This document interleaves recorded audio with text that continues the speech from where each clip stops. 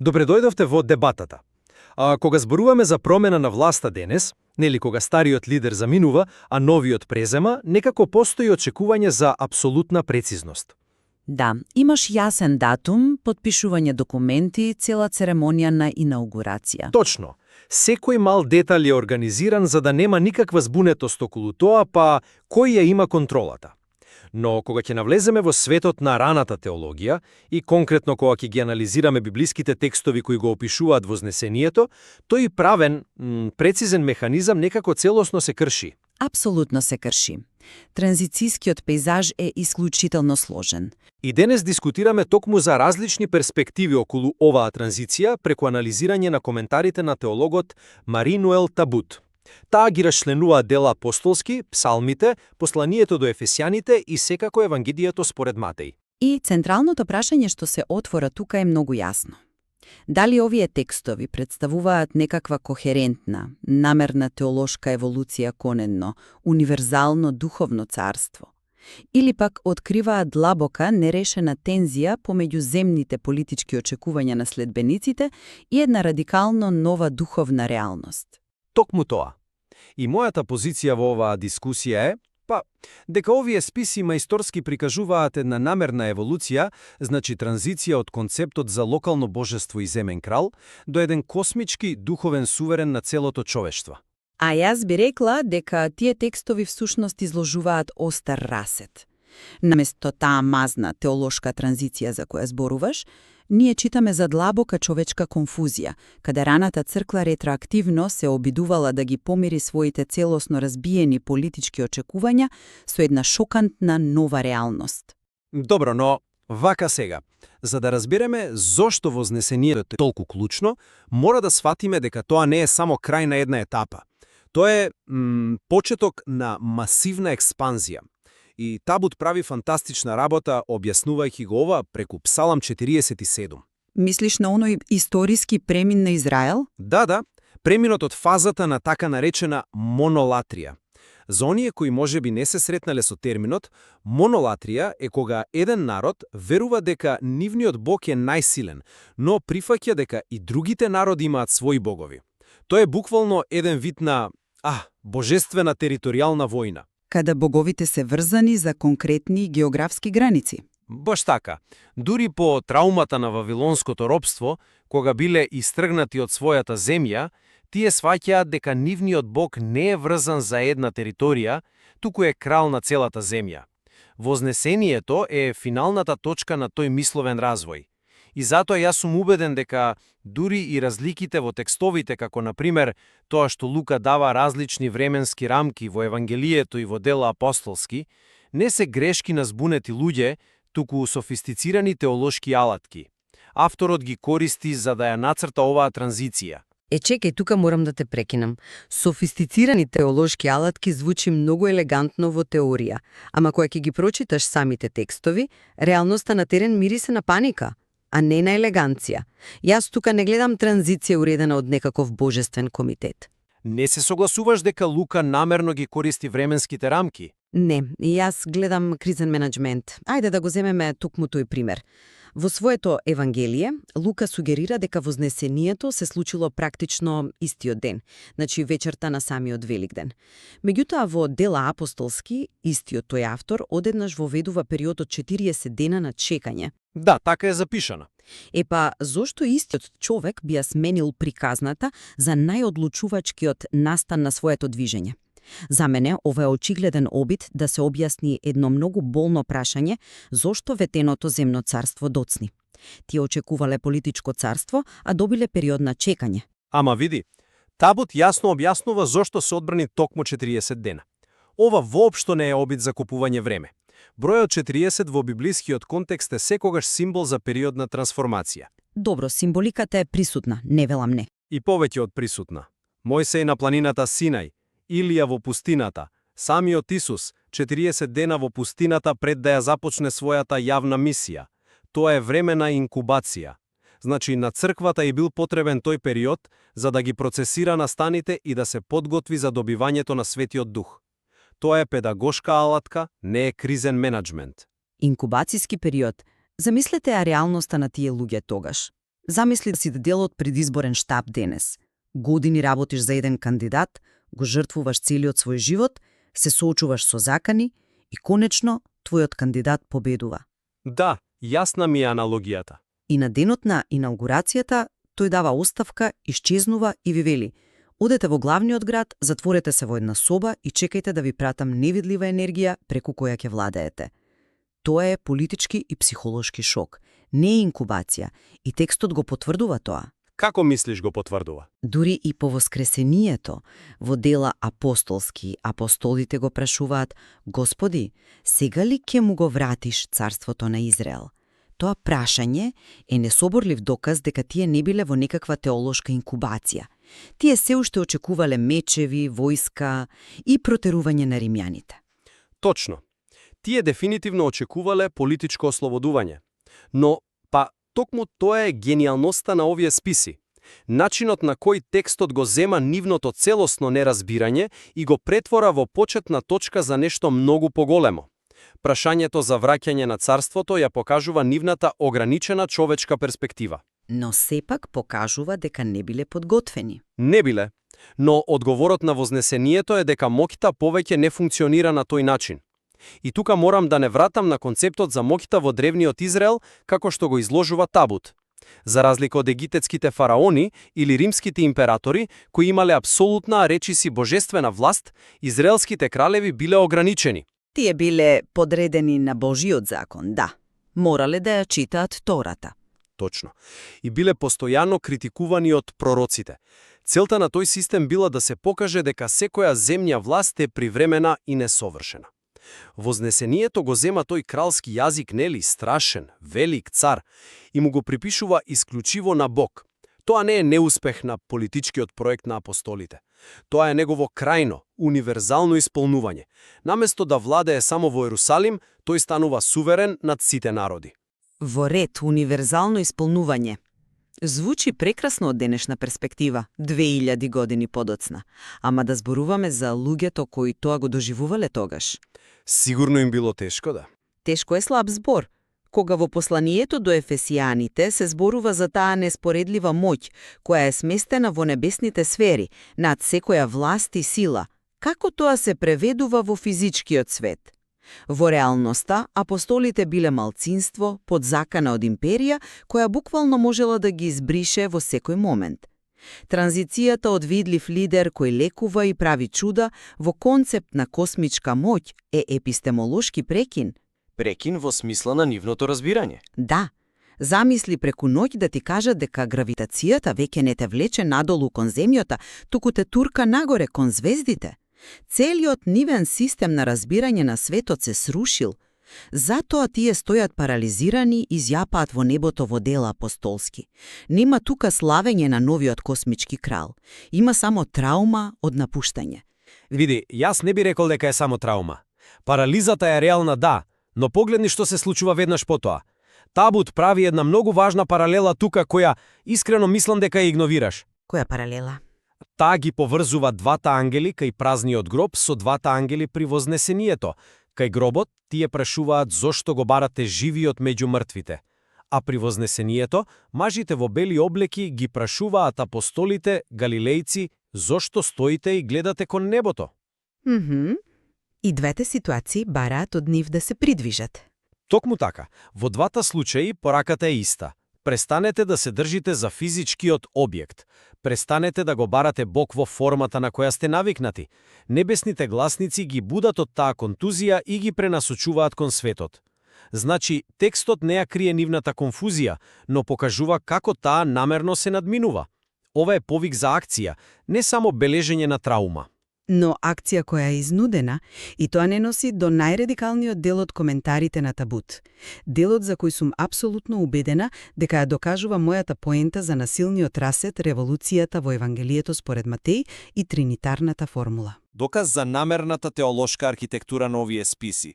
Брилјантен теолошки доказ или повик за масовно самоубиство на една заедница, да бидеме реални за тоа што всушност представува наредбата да се крштава во името на Отецот и Синот и Светиот Дух. Ние денес ова го читаме како стандардна црковна догма. Секако, за нас е секојдневие. Но за евреите во првиот век тоа било незамисливо. Тие биле воспитани во најструк можен монотеизам. Нивната секојдневна молитва, Шема Израел, јасно тврди дека Господ е нашиот Бог, Господ е еден. И тоа не било само религиозен слоган. Тоа било нивниот национален идентитет, заштитен со крв. Било опасно да се менува тоа, да. Било апсолутно забрането и казниво со каменување да се припишува божествен авторитет на кое било друго име. И сега, според Матеј, Изус им вели да одат и да крштаваат во 3 имиња. Сваќаш ли каков екзистенцијален земјотрес е ова? Тоа не е некаква теолошка архитектура, тоа е објава на војна кон сопствената традиција. Ама и Табут го признава тоа. Таа буквално го нарекува вистинска револуција за генерацијата на Христос. Не го минимизирам ризикот јас. Напротив, сметам дека ризикот ја докажува сериозноста на промената. Но ти го презентираш тоа како некаков мистичен, поетичен повик. Претходно зборуваше за тоа како крштевањето етимолошки значи нурнување и како човештвото е покането да се нурне во троицата. Тоа е поезија. Реалноста била крв и прогон. Реалноста била тешка, не велам не. Овој радикален прекин не бил дочекан со аплауз. Тоа директно ја ставило раната заедница во смртна опасност пред религиозните авторитети. Како што истакнува изворниот материјал, понатамошниот прогон бил апсолутно неизбежен. Исус самиот ги предупредува дека ќе ги исфрлаат од синагогите. Затоа тврдам дека овој пренос на авторитет не е еволуција, тоа е теолошка експлозија која го уништила нивниот стар свет. Мислам дека премногу се фокусираш на опасноста и ја пропушташ длабогата логика на текстот. Да, било опасно, но зошто го прифатиле тој ризик? Бидејќи алтернативата била да останат затворена локална секта која чека политички бунт што никогаш нема да дојде. И за да го сватиме ова, мора да се вратиме на она што Табут го истакнува за планините во Евангелието според Матеј. Ова е клучно. Мислиш на паралелите со планините? Да. Матеј намерно ја завршува својата книга на планина во Галилеја. Исус вели: "Ми се дале сета власт на небото и на земјата." Каде сме виделе слична сцена претходно во истото Евангелие? На планината на искушението. Таму, сатаната му ги покажува на Исус сите царства на светот и му нуди политичка земна власт. Му нуди да биде токму онаков крал, како што апостолите подосно сакале да биде. И тој го одбива тоа? Токму така. Тој ја одбива доминацијата, воената моќ, геополитичката игра. Сега на крајот на Евангелието власта конечно му е дадена. Но забележи, таа е дадена, не е освоена. Тој не убил ниту еден римски војник за да ја добие. Тоа е целосна редефиниција на поимот за моќ. И таа моќ сега се споделува преку тринитарната формула. Значи, опасноста од која зборуваш е реална, но таа е нус производ на фактот дека ова ново сваќање на Бог е радикално поинакво од се до тогаш. Признавам, паралелата со планината на искушението е навистина извонредна. Табут навистина знае како да ги извлече тие литерарни симетрии. Но, па останува проблемот на физичкото отсуство. Вие зборувате за моќ што му е дадена, но во истиот момент кога ја добива таа универзална моќ, тој заминува. Тоа е парадоксот на вознесението. Тоа е како да му дадеш на генералот контрола над целата војска, а тој во истиот момент да одлучи да се пензионира во друга димензија. Како апостолите требало да го разберат тоа? Знам дека звучи контрадикторно, но ова е, можеби, најголемиот парадокс и воедно најмокниот аргумент за позицијата што ја застапувам. Отсуството не е пензионирање, тоа е услов за сеприсуственост. Фасцинантно е како Табут го анализира концептот на Емануел, што значи Бог со нас. Да, името кое се споменува уште на почетокот на Матеј. Исус го носи тоа име, во моментот кога заминува, неговото последно ветување во Матеј е "Јас сум со вас во сите денови го свршетокот на светот." Како може некој што туку си заминува, да биде со нив секој ден? Затоа што додека бил во физичко тело, неговото присуство било географски ограничено. Ако е во Галилеја, не е во Ерусалим. Апсолутно. Неговото вознесение, неговото повлекување од видливиот материјален свет го крши тоа ограничување на просторот и времето. Токму отсуството на физичкото тело овозможува неговиот дух да биде насекаде. Тоа е механизмот. Тоа ја овозможува трансформацијата од јудејска секта во глобално движење, чија мисија е да стигне до краиштата на земјата. Механизам за сеприсутност. Па тоа е многу абстрактен начин да се објасни огромната траума на заедницата. Знаеш што ми е најинтересно во таа наредба да одат до крајштата на земјата? Тоа не е мисија што тие ја барале. Тие не сакале да го напуштат Ерусалим. Нивната визија била светот да дојде во Ерусалим, каде нивниот крал ќе владее од Давидовиот престол. Тоа било нивното ограничено сваќање, да. Тоа бил нивниот модел за универзализам, да бидат тие центарот. Кога вознесението ги принудува тие да станат оние кои патуваат кон другите, да се дисперзираат низ непријателска империја, тоа не е остварување на нивната надеж. Тоа е поништување на се што мислеле дека знаат.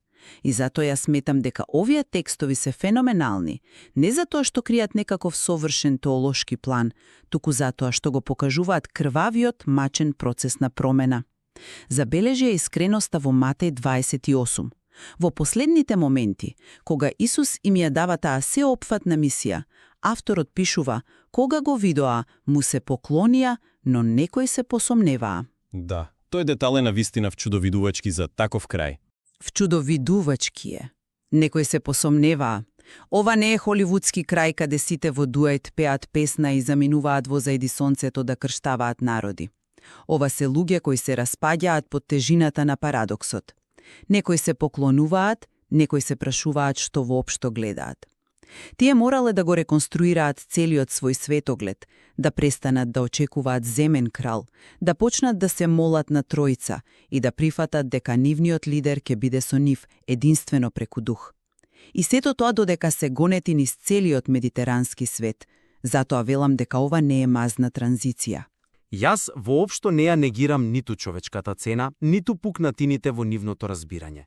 Тоа сомневање што го спомна само ја прави нивната крајна трансформација уште поавтентична. Но она што сакам да го нагласам, враќајки се на анализата на Табут, е дека овие библиски книги, дела апостолски, евангелијата, посланијата, кога ќе ги погледнете заедно, не представуваат хаос. Не се хаос, но се запис на криза. Да, човечкиот одговор бил хаотичен и полн со страв, но теолошката траекторија што текстовите ја исцртуваат е неверојатно доследна. Таа не води чекор по чекор од затворена монолатриска заедница со политички амбиции кон универзално братство кое разбира дека вистинската моќ не се манифестира преку мечеви или тронови. Вистинската моќ се манифестира преку споделување на божествениот живот со сите народи. Значи, транзицијата на авторитет за која зборувавме на почетокот не се случила со подпишување документи, туку барала пренасочување на човечкиот ум од земјата кон бесконечното. И мислам дека и покрај нашите различни пристапи, двајцата можеме да се согласиме колку длабоко овие текстови го обработуваат концептот на моќта. Тоа што Марино Ел Табут го прави во својот коментар не е само сува екзегеза. Таа не принудува да погледнеме во очите на тие луѓе. Дали тие текстови представуваат брилијантна архитектура на една нова религија, која го освојува просторот и времето, или се најбруталниот, најискрениот запис за луѓе кои преживеале тотален крах на своите политички илузии? Тоа е тензија која се уште резонира. Ние и денес сакаме видливи лидери и брзи решенија, а текстовите ни велат дека вистинската трансформација бара чекање и целосно напуштање на старите парадигми. Точно така. Таа тензија помеѓу очекувањата за моќ и неизината вистинска, духовна природа останува нерешена за многумина дури и денес. Преносот на власта во овој контекст дефинитивно бара целосна преобразба. И останува на вас, нашите слушатели, да ги земете овие перспективи, сами да ги истражите коментарите и библиските текстови и да донесете сопствен заклучок. Дали моќта се освојува на бојното поле со сила или се прима на планината преку послушност и се споделува во тишина? Има уште многу слоеви за откривање во овој изворен материјал. Ви благодариме што бевте со нас.